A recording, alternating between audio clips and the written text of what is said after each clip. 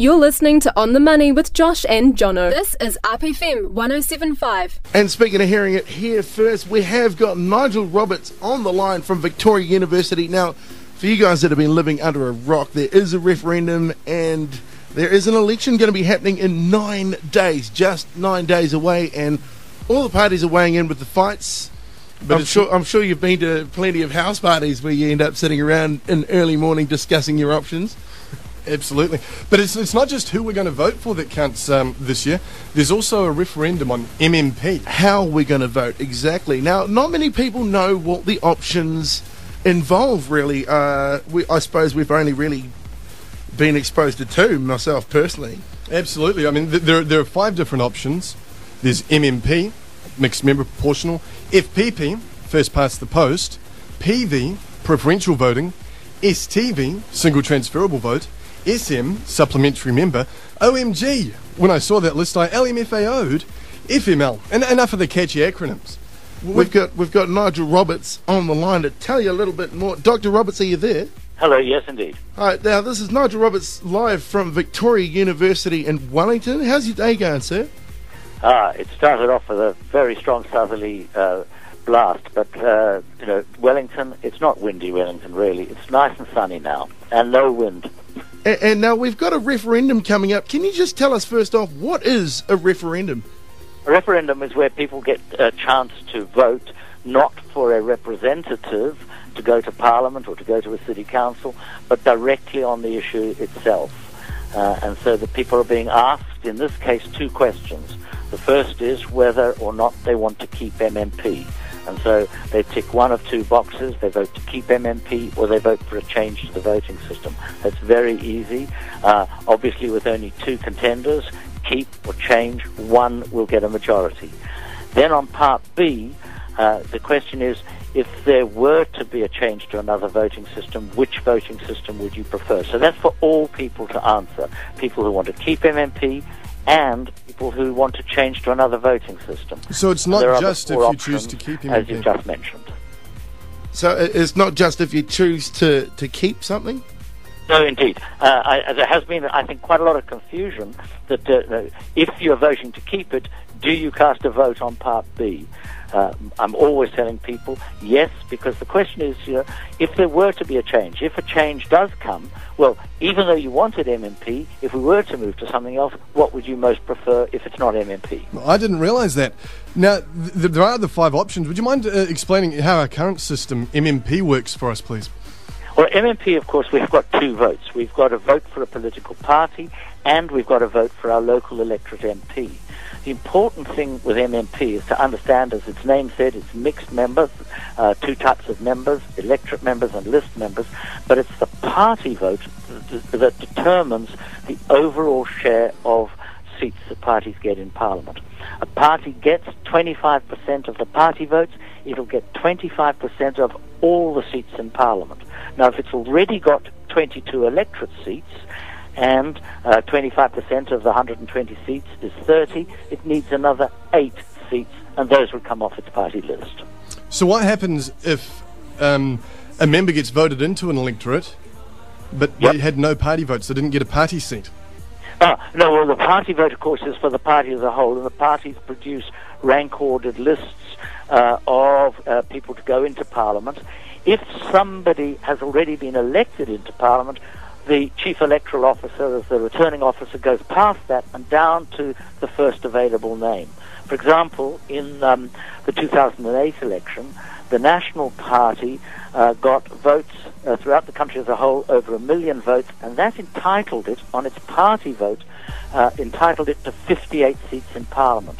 Well, it won 41 of the 70 electorates in the country, and so therefore it was going to get another 17 people in off the list. And they went down the list. No, John Key has already been elected in Helensville, so he doesn't go in. He was number 1.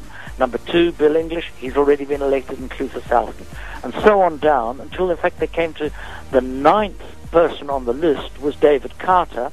He was not standing in an electorate, and he was the first to go in on the list. And they went on going down until they got the 17 off the list, 41, plus 17 equals the 58 seats National was entitled to because of the party vote. Excellent. Now, you get 2 votes under supplementary member system as well, is that correct? Yes, you do. The important thing, and I think this is the one thing that I've been asked most often when I've been talking to people up and down the country about the referendum, the important thing to understand is that you've got 2 votes, you've got 2 types of MPs. You've got 90 electorate seats under supplementary member and 30 list seats. But the party vote affects not the composition of the whole of Parliament, but only the distribution of those 30 list MPs. And I illustrate it, as does, incidentally, the Electoral Commission, by taking a 10% party. A 10% party, a party that gets 10% of the party votes under MMP, is going to get 10% of all 120 seats, i.e. 12 out of 120 seats, 10% of them. Under supplementary member, a party that gets 10% of the party votes has won no electorate seats, and that's quite a common scenario for a party with 10% of the votes not to win electorate seats. It would get 10% of the 30 list seats. So it would have 3 seats under supplementary member. Excellent. Preferential voting, there's 120 seats, one for each of the 120 electorates. Yeah, well, preferential voting, like first past the post, is in 120 single-member districts. Each member under first past the post and preferential voting returns 1 member to Parliament. There is only 1 vote. It's for your local MP. There's no party vote. There are no party lists.